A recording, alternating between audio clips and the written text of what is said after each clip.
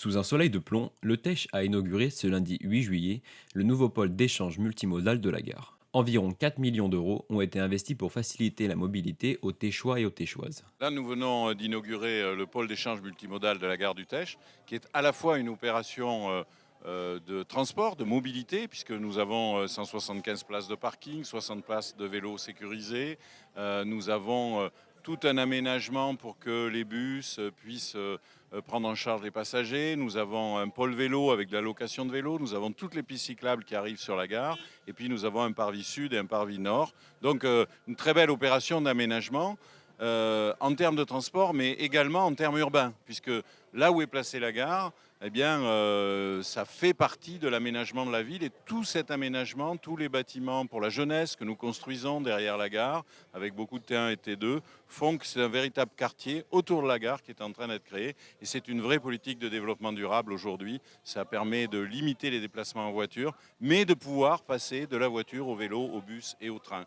Donc, une des opérations qui ont lieu sur le territoire de la Cobas et une très belle réussite, y compris en termes de qualité de l'aménagement et d'intégration dans la ville. Un plan financé en grande majorité par la COBAS, mais aussi subventionné par la région et l'Union européenne. Nous sommes aujourd'hui au terme d'un très très beau chantier ici, un pôle d'échange intermodal autour de la gare du Teche. Et la COBAS, dans sa compétence mobilité, a porté ce dossier, l'a financé très largement, puisque c'est un dossier qui a voisiné les 4 millions d'euros, hein, un peu plus de 3 900 000, pour lequel nous avons 1 500 000 de subventions région et FEDER, c'est-à-dire fonds européens.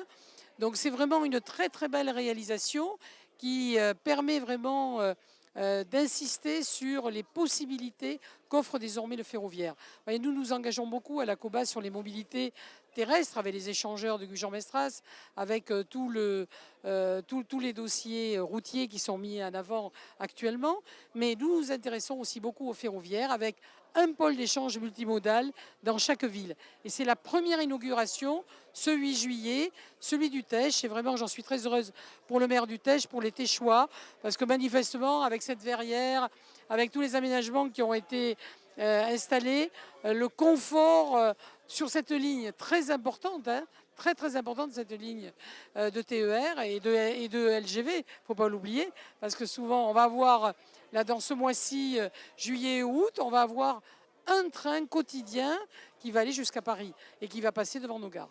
Donc voilà, c'est très important. Je suis ravie que c'est bien abouti. Ça a été un chantier difficile sur le plan de la réalisation, indiscutablement. Nous l'avons dit les uns et les autres. Il a donc fallu beaucoup de persévérance, mais nous en avions parce que nous savons que nous construisons notre territoire de demain.